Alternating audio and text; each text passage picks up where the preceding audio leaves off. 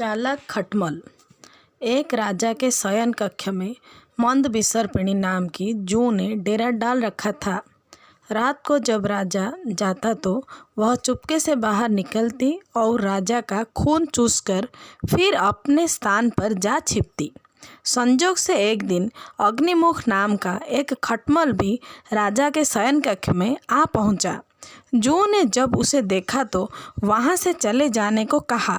उसे अपने अधिकार क्षेत्र में किसी अन्य का दखल सहन नहीं था।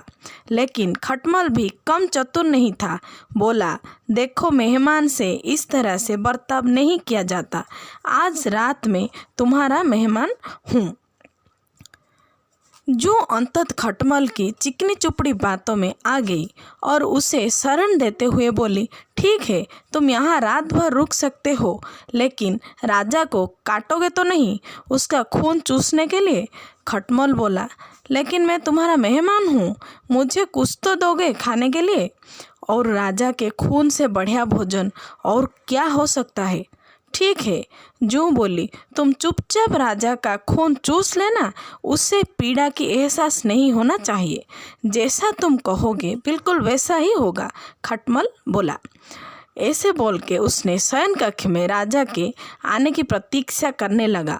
रात ढलते पर राजा आया और बिस्तर पर पड़कर सो गया। खटमल सब कुछ भूलकर राजा को काटने दौड़ा और खून चूसने लगा। ऐसा स्वादिष्ट खून उससे पहली बार चखा था, इसीलिए वह जोर जोर से काटकर खून चूसने लगा। इससे राजा के शरीर में तेज खुजली होने लगी और उसकी नींद उपट गई। उसने क्रोध में भयकर अपने सेवकों से काटने वाले जीव को ढूंढकर मारने को कहा। यह सुनकर चतुर खटमल तो पलंग के पाए के नीचे छिप गया, लेकिन चादर के कोने पर बैठी जूं राजा के सेवकों के नज़र में आ गई।